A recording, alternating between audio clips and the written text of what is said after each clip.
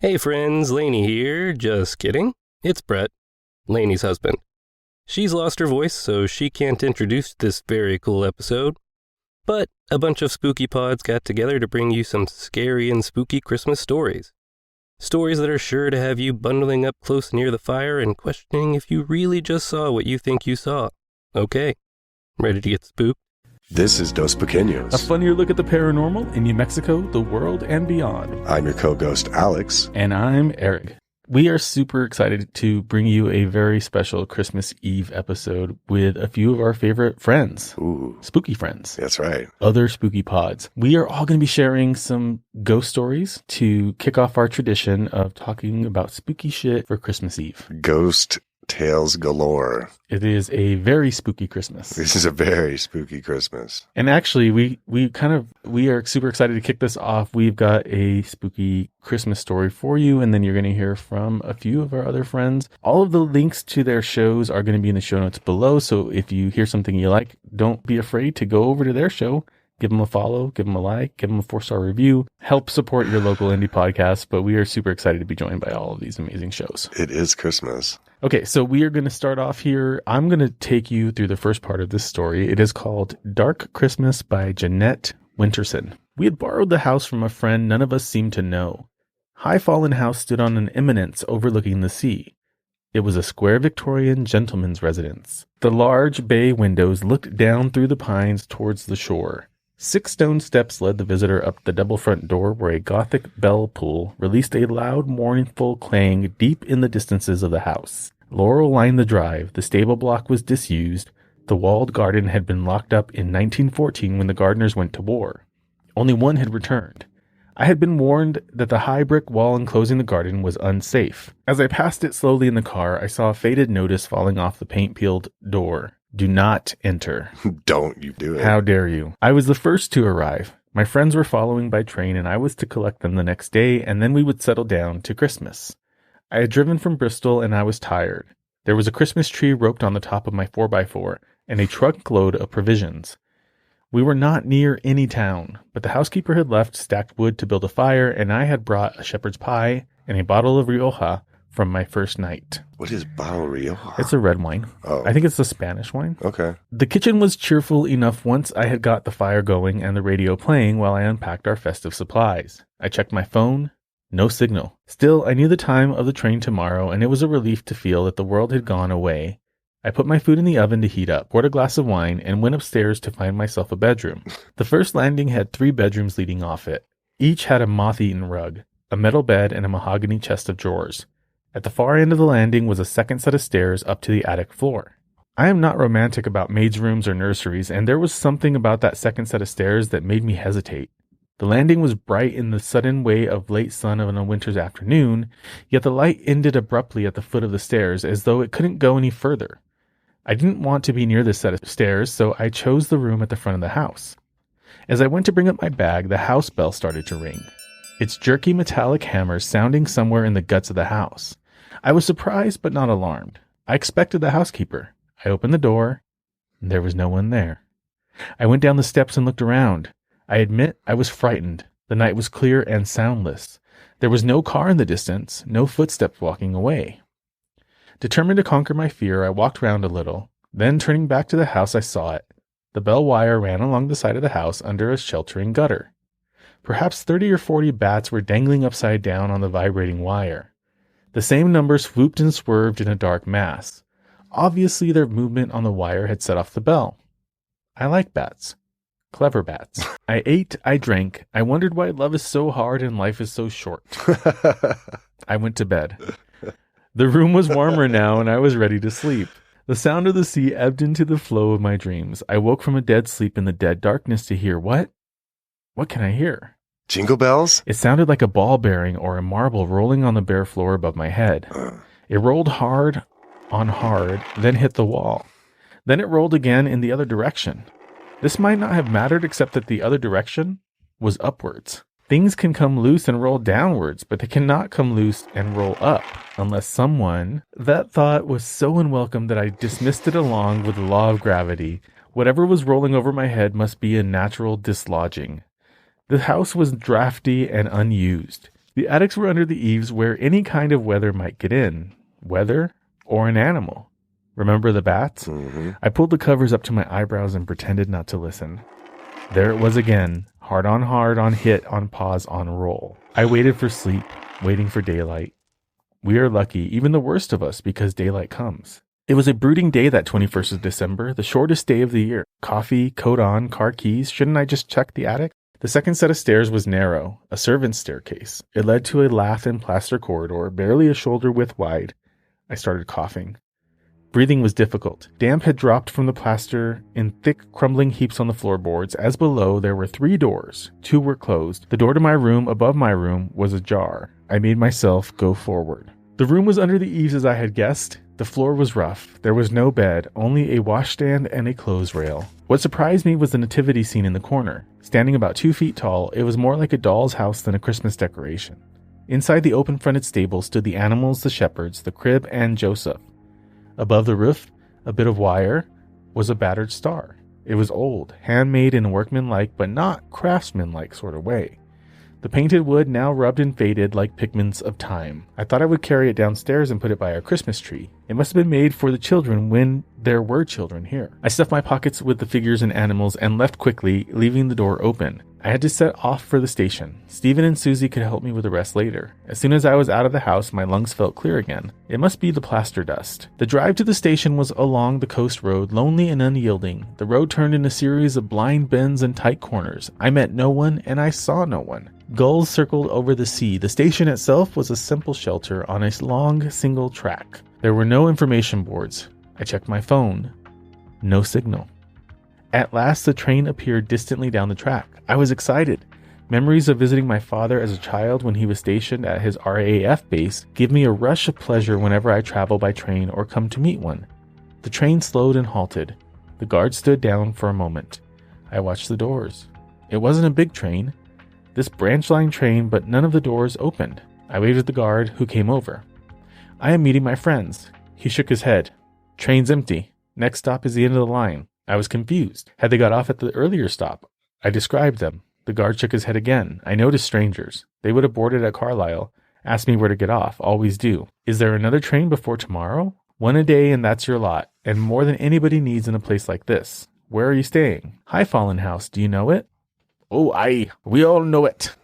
He looked as if he were about to say something else. Instead, he blew his whistle. The empty train pulled away, leaving me staring down the long track, watching the red light like a warning. I needed to get a signal on my phone. I drove on past the station, following the steep hill, hoping that some height would connect me to the rest of the world. At the top of the hill, I stopped the car and got out, pulling up my collar of my coat. The first snow hit my face with insect insistence, sharp and spiteful like little bites. I looked out across the whitening bay. That must be High Fallen House. But what's that? 2 figures walking on the beach? Is it Stephen and Susie? Had they driven here after all? Then as I strained my eyes against the deceit of distance, I realized that the second figure was much smaller than the first. They were walking purposefully towards the house. When I arrived back, it was nearly dark. I put on the lights, blew the fire into the blaze. There was no sign of the mysterious couple I had seen from the hill. Perhaps it had been the housekeeper and her daughter come to make sure everything was all right. I had a telephone for Mrs. Wormwood, but without a signal I could not call her. The snow was thickening in windy swirls. Relax. Have a whiskey. I leaned on the warm kitchen range with my whiskey in my hand. The wooden figures I had brought down from the attic were lying on the kitchen table. I should go up and get the stable. I don't want to. I bounded up the first set of stairs, using energy to force out unease. At my bedroom, I put on the light. That felt better. The second set of stairs stood in the shadow at the end of the long landing. I felt that constriction in my lungs again. Why am I holding on to the handrail like an old man? I could see the only light to the attic was at the top of the stairs. I found the round brown bake light switch. I flicked down the nipple. Yeah, you did. A single bulb lit up reluctantly. The room was straight ahead. The door was closed. Hadn't I left it open? Huh? I turned the handle and stood in the doorway, the room dimly lit by the light from the stairs. Washstand, nativity, clothes rail. On the clothes rail was a child's dress. I hadn't noticed that before. I suppose I had been in a hurry. Pushing aside my misgivings, I went in purposefully and bent down to pick up the wooden nativity. It was heavy, and I had just got it secure in my arms when the light on the landing went out. Hello? Who's there? There's someone breathing like they can barely breathe. Not faint, struggling for breath. I mustn't turn round because whoever or whatever it is behind me. I stood still for a minute, steadying my nerve. Then I shuffled forwards towards the edge of light coming up from downstairs. At the doorway, I heard a step behind me, lost my balance, and put out a hand to steady myself. My hand gripped something wet, the clothes rail. It must be the dress. My heart was overbeating. Don't panic, bakelite. Bad wiring. Strange house. Darkness. Aloneness. But you're not alone, are you? Back in the kitchen with whiskey, Radio 4 and pasta boiling, I examined the dress. It was for a small child and it was hand knitted. The wool was smelly and sopping. I washed it out and left it hanging over the sink to drip.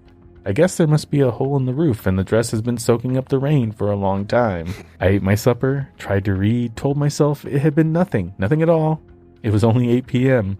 I didn't want to go to bed, though the snow outside was like a quilt. I decided to arrange the nativity, the donkey, the sheep, camels, wise men, shepherds, star, Joseph. The crib was there, but it was empty. There was no Christ child. That's blasphemy. And there was no Mary. Hold the phone. Had I dropped them in the dark room? I hadn't heard anything fall, and these wooden figures were 6 inches tall. Joseph was wearing a woolen tunic, but his wooden legs had painted pooties. I pulled off the tunic. Underneath, wooden Joseph wore a painted uniform, First World War. When I turned him around, I saw there was a gash in his back like a stab wound. Whoa. My phone beeped. I dropped Joseph, grabbed the phone. It was a text message from Susie. Trying to call you. Leave tomorrow. I pressed call. Nothing. I tried to send a text. Nothing. But what did it matter? Suddenly I felt relief and calm, and there had been delayed, and that was all. Tomorrow they would be here. I sat down again with the nativity. Perhaps the missing figures were inside, and I put it in my hand. My fingers closed around a metal object. It was a small iron key with a hoop top. Maybe it was the key to the attic door. Outside, snow had fallen, snow on snow. The sky had cleared, and the moon sped above the sea. I had gone to bed, and I was deep asleep when I heard it clearly. Above me, footsteps, pacing, down the room, hesitate, turn, return. I lay in bed, eyes staring blindly at the ceiling. Why do we open our eyes when we can't see anything? And what was there to see? I don't believe in ghosts. I wanted to put on the light, but what if that light didn't come on? Why would it be worse to be in the darkness I had not chosen than darkness I was choosing? But it would be worse. I sat up in bed and pulled back the curtain a little. The moon had been so bright tonight. Surely there would be light. There was light. Outside the house, hand in hand, stood the still and silent figures of a mother and child. I did not sleep again till daylight, and when I slept and woke again, it was almost midday and already the light was lowering. Hurrying to get coffee, I saw that the dress was gone. I had left it dripping over the sink, and it was gone. Get out of the house. I set off for the station. There was an air of frost that had coated the trees in glittering white. It was beautiful and deathly.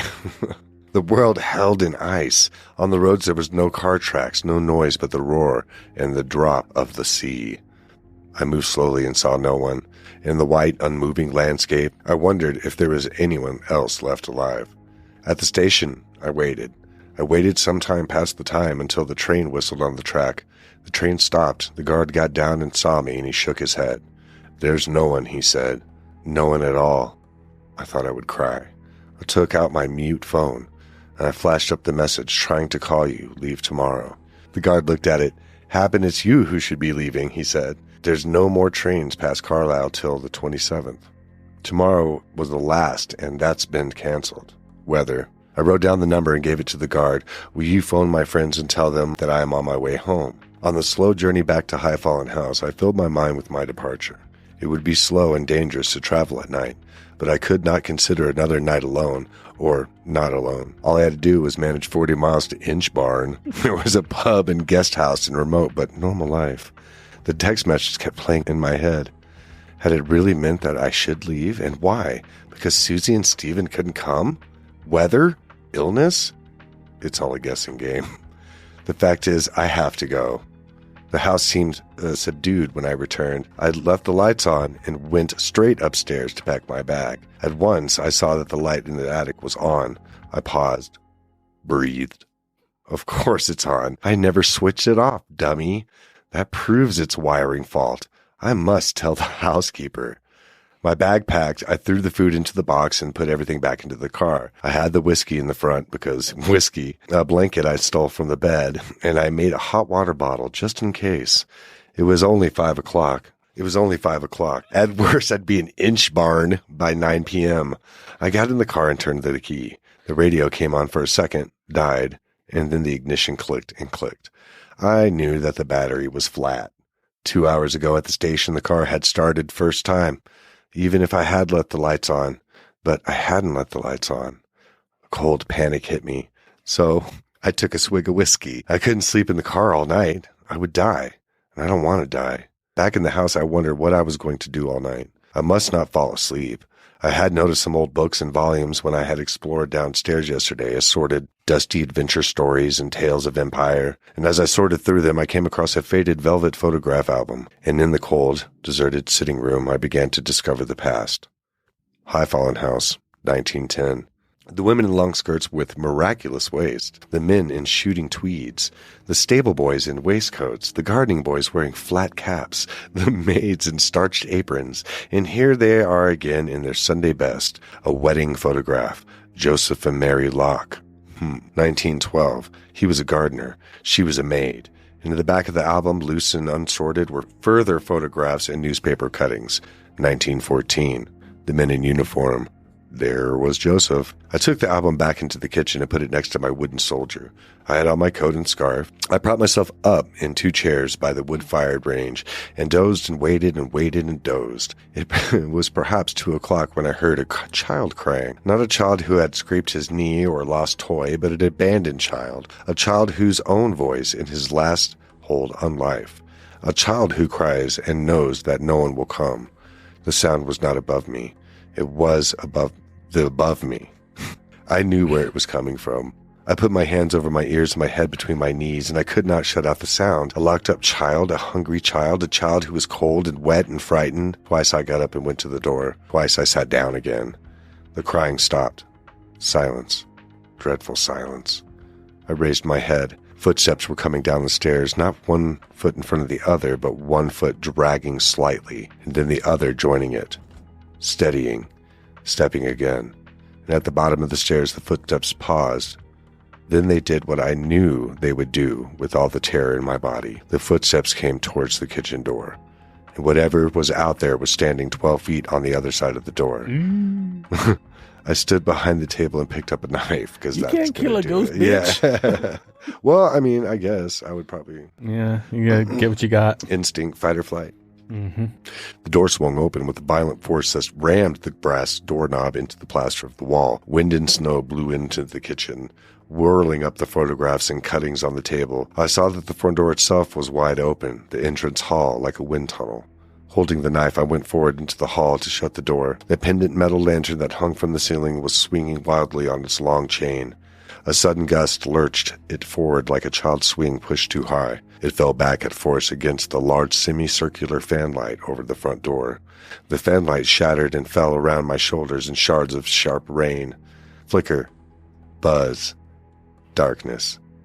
The house lights were out. No wind now. No cries. And silence again.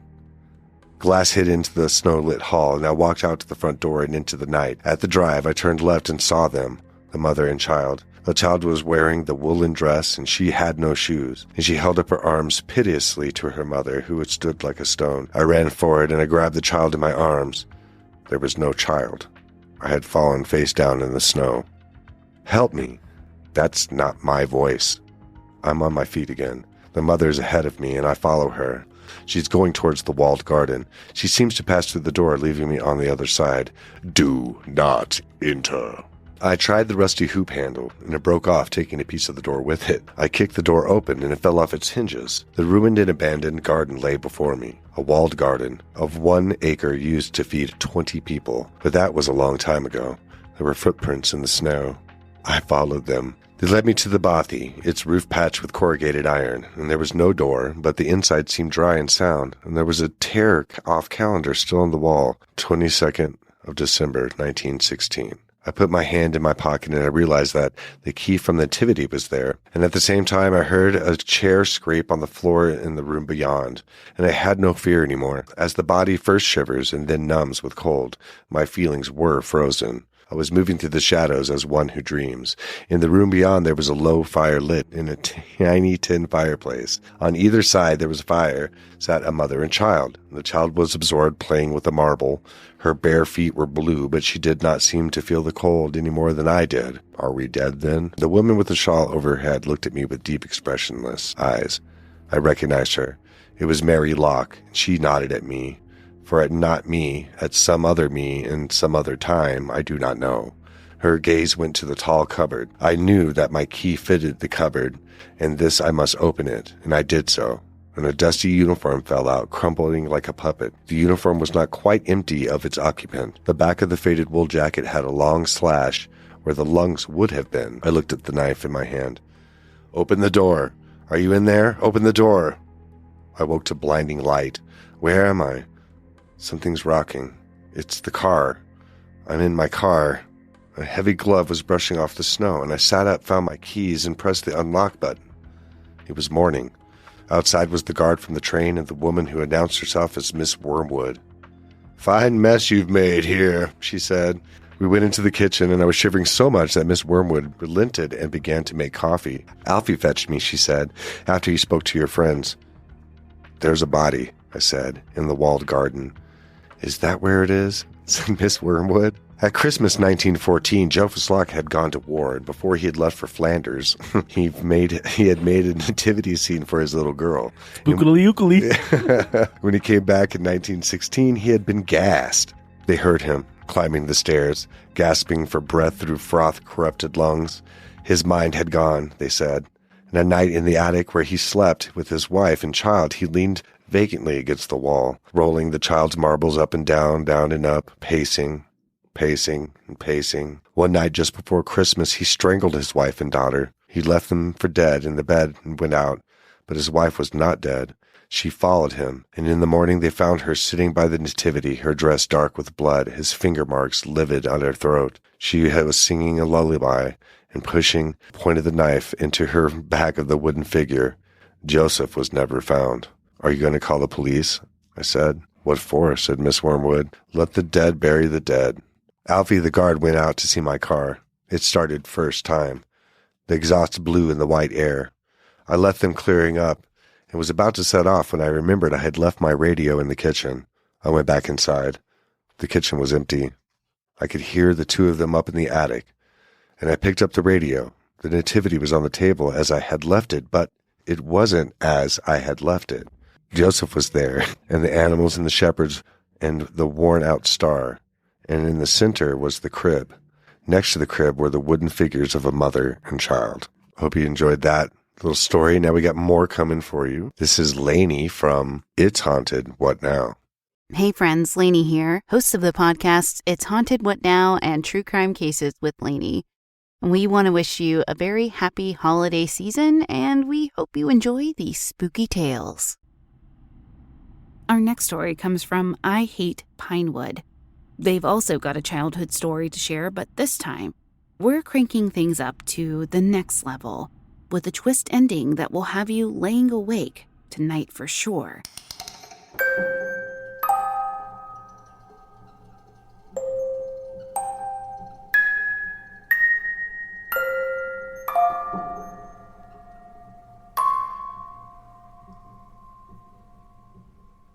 When I was 10 years old, my grandfather passed away, leaving the old family home to my mother.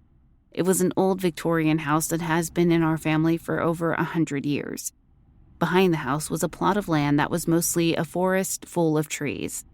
Now, at 10 years old, I had a huge imagination. I decided this forest would be a great place to go exploring. As I was out there, I ran into another little girl. Politely, I said hi to her and asked her name and where she lived. She told me her name was Kay and that her house was close. It made me happy to have another kid my age to play with, and so that's exactly what we did. For an entire year, Kay and I were best friends. We played together after school and on weekends. The only issue we ever had was that Kay only ever wanted to play in the forest. She never wanted to go anywhere else. But since I was just happy to have a friend, I didn't question it. Besides, I liked playing in the forest. Unfortunately, my other grandfather got sick around that time. He was given less than a year to live, and our family moved back to be with him for his final days. When he finally passed over a year longer than the time he'd been given, my family eventually moved back home. After we came back, Kay never came over. Days and weeks went by, then months. Still no Kay. Eventually, I moved on and figured that she'd also moved away while we'd been gone. It wasn't until 15 years later that I figured out who Kay really was. My parents had decided to move into a retirement community, and they left the house to my fiancé and I. About a week after moving in, I was going through some old family photos. There, in a photograph, was my mother as a girl, my grandparents, and another little girl, Kay. It was absolutely Kay in that photograph. I was sure of it. And I was completely freaked out.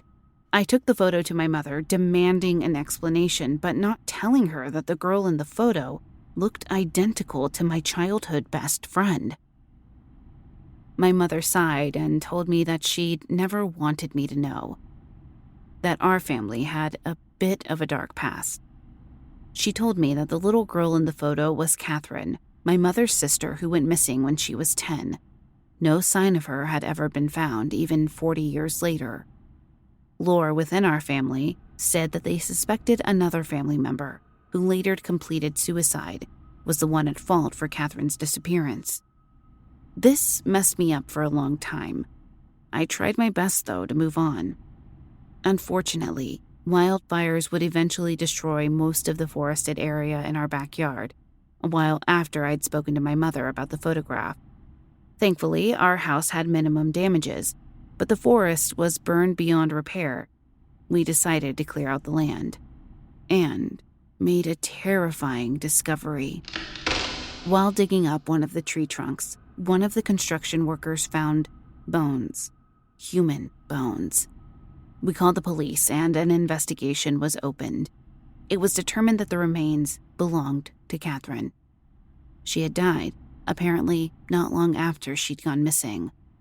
Now, all I can do is wonder, is this why Kay only wanted to play in the trees? Could she not leave? Or did she want me to find her body? And if so, why did she never tell me?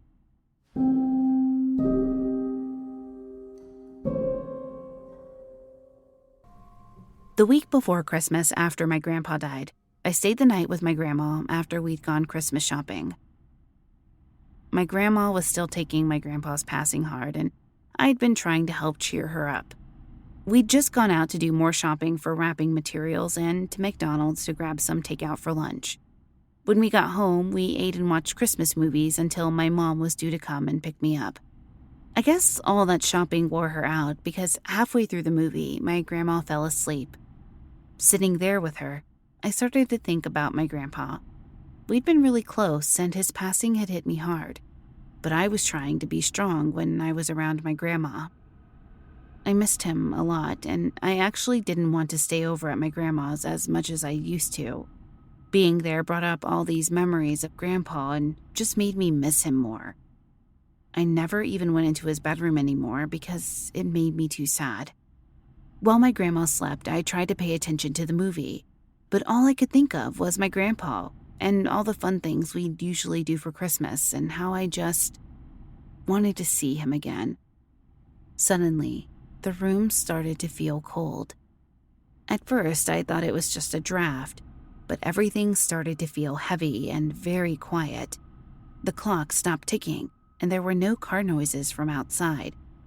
It just felt like the world had stopped and that all the color had faded away until everything seemed to be gray. My whole body broke out in pinpricks, and it felt like someone was watching me. When I looked up, I nearly screamed in shock. There in the doorway that led into the hall was my grandpa. He was just standing there smiling at me, wearing his favorite cream and brown pinstripes short-sleeve button-up shirt, blue jeans, brown belt, white socks, brown loafers, and brown glasses. The only thing different was that there was this kind of glow around him. I sat there frozen for what seemed like an hour before I started to stand up. I don't know why. Maybe to hug him, or maybe just to touch him and see if he was actually there. I don't know. But the second I got to my feet, he was gone. The world went back to normal with all its regular sounds and color, like someone had just hit the unpause button on the universe. I stood there in shock for a second before I realized I was crying and went to get a tissue. An hour later, my mom came and picked me up. She and my grandma talked for a bit, but I stayed quiet, debating on whether or not to tell them what had happened. I decided not to say anything to my grandma just yet, but on the car ride home, my mom noticed I was nervous about something, and I ended up telling her everything. My mom was so shocked, she had to pull the car over. She asked me like a million questions, mostly if I was positive about what I saw, and each time I told her, yes, I was. I described the whole thing to her over and over. I started to cry, and she hugged me to calm me down, starting to cry herself. When we calmed down, she told me that it was going to be okay, but that I should never tell my grandma what I saw. After that, I still visited my grandma, but I no longer went by myself, and I never stayed overnight again. The weirdest part of it all was that even though I was freaked out, part of me wanted to see him again.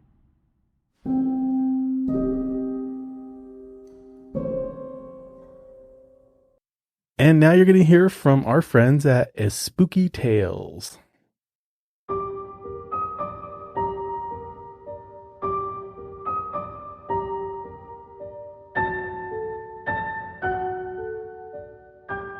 This is usually a jolly time for Americans in the United States. It means Santa and presents. For many in Latin America, it's time for El Niño Jesús, little baby Jesus. And though it is a time for happiness, there's always room for something spooky. The following tale of terror is a legend told in many towns in Mexico. It is known as El Mendigo de la Navidad, the Christmas beggar. It was the 25th of December in a small pueblo in Mexico. Most families were enjoying el recalentado, the reheating of dinner from Nochebuena, Christmas Eve. With a good cup of coffee or hot chocolate in hand, they stayed away from the cold weather except for one person. Outside, there was an older man. The winter streets were empty except for him. He was dressed in rather old and tattered clothing that was clearly not winter-proof. The man went knocking from door to door, asking for food, for warmth, for help. His pleas for help went unanswered. The townspeople were rude. They shut the door in his face. They told him to get lost, to go away. That was until Doña Panchita opened her door for him. The old man hadn't even finished knocking when she was already inviting him inside to celebrate with the entire family. She gave him food, a blanket, a warm cup of coffee, and warmer clothes. After some time, the old man thanked her and went on his way.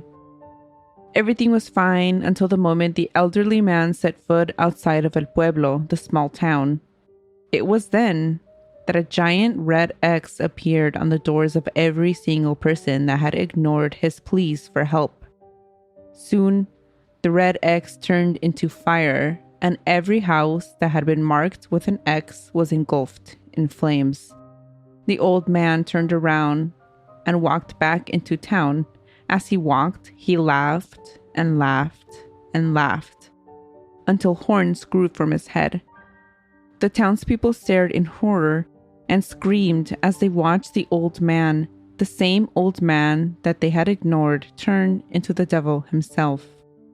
The devil walked through the town as it went up in flames. Hands reached out from underneath him as he walked and began to drag people down to hell. From her house, Doña Panchita and her family could only stare as the town burned and their neighbors disappeared. Once the flames and the devil were gone, and Panchita could leave her house. She went to the place where the old man was sitting before the carnage began, and there she found someone she was not expecting to find. She saw her deceased husband. Her husband said to her, "Continue helping those in need, and this family will not suffer as the rest of the townspeople suffered. For the devil will wander on this day looking for souls to take." So this holiday season, and well, every day, dear listener, treat all with kindness, for you never know who might be watching you. The next story we're going to hear tonight is by Weird Distractions.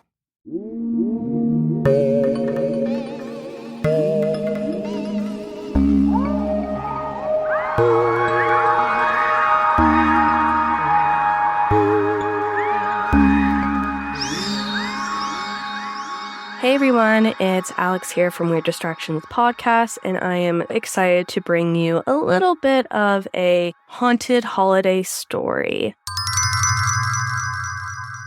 When it comes to reportedly haunted locations across North America, many probably don't have a Christmas connection quite like the one at Rolling Hills Asylum. Rolling Hills Asylum, originally named the Genesee Poorhouse, is located in East Bethany, New York, within the United States. Resources claim it was built in 1827. The poorhouse was built to provide housing and supports for individuals experiencing mental illnesses, cognitive or physical disorders, addictions, homelessness, and more. The facility would even house criminals who were not deemed fit to stand trial or were deemed not criminally responsible. It seemed like Rolling Hills became a hot point for people in society who needed additional assistance or, sadly, for those that the rest of society, without these diagnoses or conditions, no longer wanted to have to deal with. Rolling Hills had many faces, names, and histories come in and out for almost 150 years. In the 1950s, Rolling Hills shifted into a nursing home until it officially closed in 1974 due to code issues, which treatment at Rolling Hills, like many institutions like it,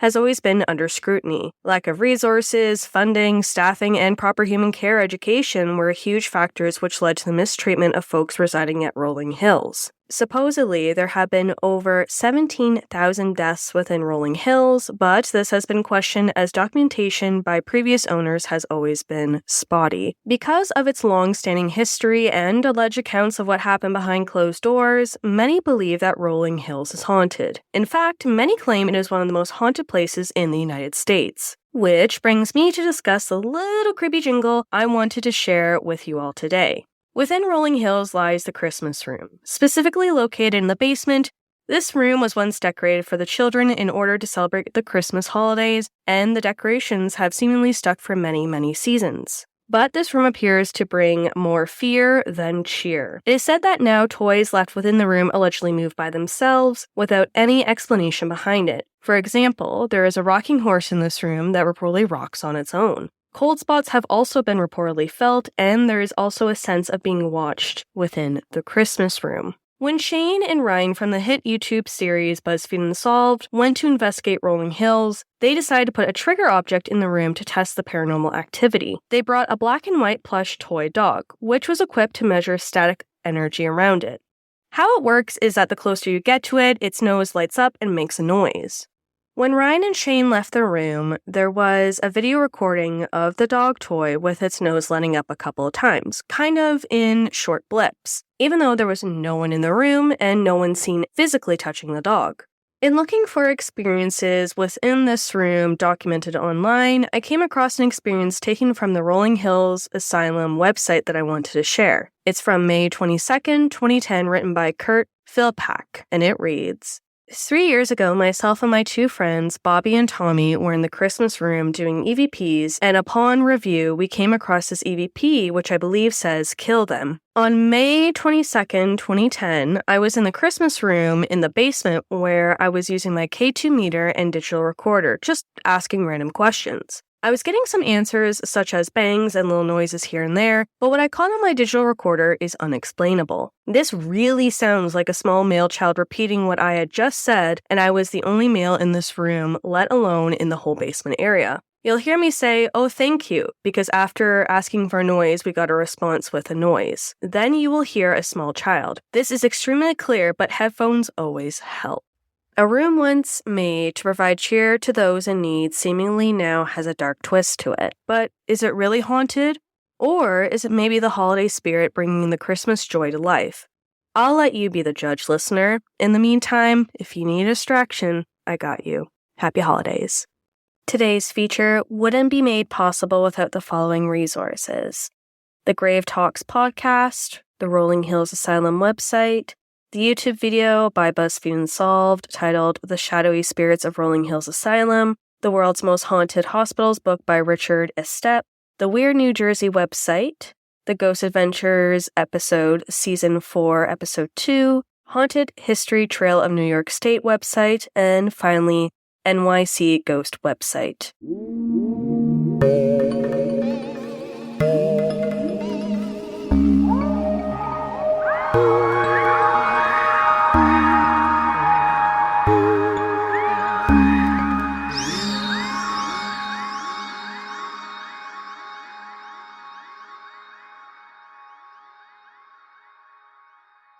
What? Another story? You got it. Beyond the Gravestone's coming up.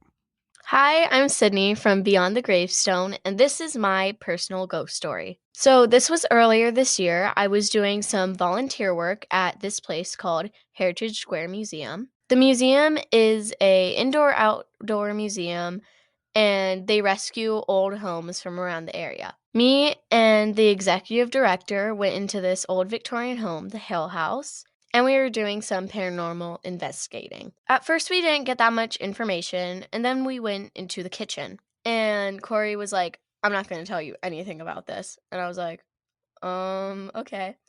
So Corey was like, okay, so we basically kind of had like a psychic come over, and they're like saying something about the pantry. And I was like, the pantry? Okay. And I got this vision of this little girl. She was like choking in it. She was like holding her neck, and she had like blonde hair. She was in this nightgown, and it kind of was like, you know how you like go out and you're hungry in the middle of the night, like, and go sneak for food or something. That's what it felt like just going to get food, and she choked on it, and there was no one to help her. I tell Corey about it, and she says a psychic came over and said that she felt someone strangling or like choking. And I was like, okay, well, that's freaky now that I just saw that vision. I go and look into the pantry because it had this little window on the door, and it looks exactly the way I saw it. It had a little window in it, and the shelves were exactly the same, like the same length. Just everything was the same. It was crazy. I found out later that it was a boarding house, and so she could have been one of the girls or someone there. And there's a lot of like ghost children reported there, so one of them could have been her. And now, I want you to hear from spine chillers and serial killers.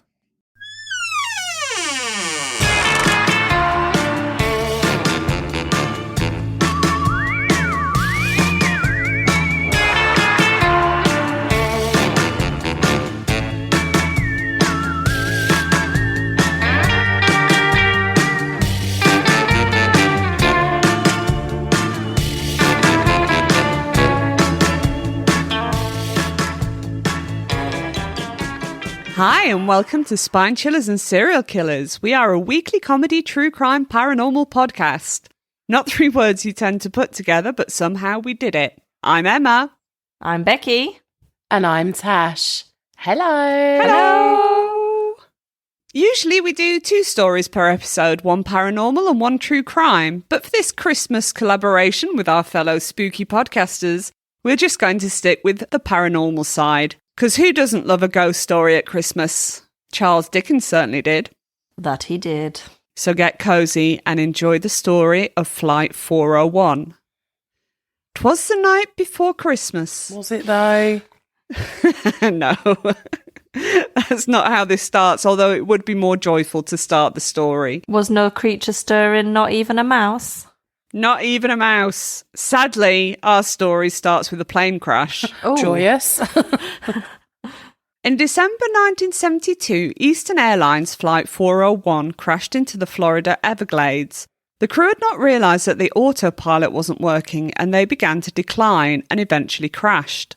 75 people survived, but 101 sadly were killed. Oh my God. Of those who lost their lives was Captain Robert Loft, called Bob for short, and flight engineer Donald Repo, called Don. A few days after the crash, the airplane was retrieved and some of the parts, including a galley, was salvaged and put onto other airplanes of the Eastern Airlines fleet, which, to be honest, that just... What? Is that a thing? Do we do that? I'm not sure how I feel about that. But that said, you can go to like a car place, can't you? Oh, breaker's yard. A breaker's yard and get stuff. And I guess you don't know what's happened with those cars, do you? Yeah, but you don't plummet out the sky if it breaks down. No. You just kind of pootle to the side of the road. It's true. Yeah. I mean, I've got a horrible fear of flying, and yeah, that's just intensified it, knowing that they can salvage parts from plane crashes. Yeah, it's not the one, is it? It's not. But they did. And it was after these salvaged parts had been retrieved that people began seeing Bob and Don's ghosts wandering in the aisle, cockpit and galley in the new plane with the salvaged parts, as if they were attached to the plane they crashed in somehow. Ooh. Bum, bum, bum. That's creepy, isn't it? Gets creepier. So the first sight was of Bob the captain. He was seen by the vice president of Eastern Airlines when he boarded a flight from New York. He chatted to the pilot and never thought anything of it, until he realised a few days later that the pilot he'd been chatting to was no other than Captain Robert Loft. Oh my God, so he was like proper there, not just like... Yeah, not like see-through and floating and being all ghostly. He was there. Wow. No corner of your eye suddenly disappear. He was there. Conversation ghost. Exactly. The second apparition happened to a senior flight attendant. They had noticed a man in a pilot's uniform sat in a seat in first class. The man was unresponsive and just looked very dazed and confused as he stared into nothing. Worried by this behaviour, the flight attendant fetched the plane's captain, and he was the one that recognised the passenger as Robert Loft. Oh my God. Oh. How do you react to that though? What are you meant to do? Get him a blanket? Like... I bet he is a bit chilly, to be fair. Yeah. So the third apparition was Robert again, and this one would have made me poo my pants, not going to lie. A flight attendant opened an overhead locker only to be met with Bob's ghostly face peering back at them. Oh my God. God's sake. No, like The Grudge. Awful. Oh. Don appeared also 3 times. Firstly, just his face as a reflection in the oven on the plane. The flight attendant couldn't believe what they were seeing and called 2 of their colleagues to come and look. All 3 of them saw Don's face, and then he spoke. "Watch out for fire on this plane," he said. And sure enough, an engine failed, and the engine had to be shut down before it caught fire. Another flight attendant saw Don fixing the oven, and she didn't think anything of it at the time, but when she later asked the actual flight engineer if the oven was okay, he had no idea what she was talking about. He said that he hadn't fixed it, and it didn't need fixing. Had Don noticed a fault that no one else had, and fixed it before it caused any problems? Or was he just repeating things he had done so many times during his time alive?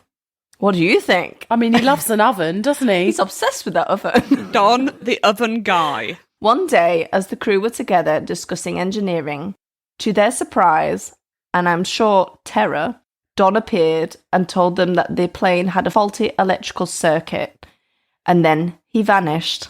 They checked the circuit, and sure enough, it needed replacing. He knows his stuff, does Don. Don is a man in the know. Captain Robert Loft was seen doing all the pre-flight checks, and he even told the ground staff that all was okay and ready to go.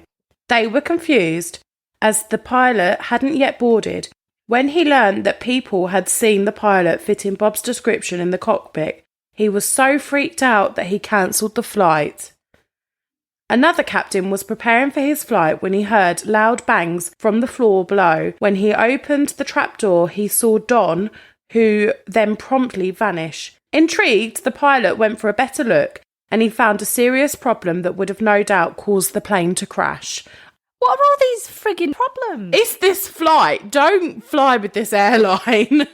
I think the lesson here is don't salvage bits off a plane crash. Yeah. Especially haunted ones. Definitely not Definitely. the haunted ones. All of these sightings were reported to the CEO of Eastern Airlines, who dismissed the claims and warned the crew not to talk to anyone about them anymore. Before then, the crew had been writing everything in the plane's logbook that then mysteriously disappeared. The parts that were salvaged from Flight 401 were removed, and Bob and Don were never seen again. Ta-da! Dun, dun, dun. That's creeped me out in so many ways, actually. I just will never be flying with Eastern Airlines because there were a lot of issues with those planes. Yeah. Well, mostly the oven, right? Yeah. Yeah. The biggest risk was cold food. Anyway, thanks so much for listening to our story. You can find us on Instagram, TikTok, Twitter, all under SCSK_podcast. Yeah. And you can also write into us at chillers.killers.pod@gmail.com. And you can find us on Facebook simply under Spine Chillers and Serial Killers. Thanks for listening, guys. Yeah. Stay safe. Don't kill people. And keep it weird. And happy holidays. Happy holidays. Bye. Bye.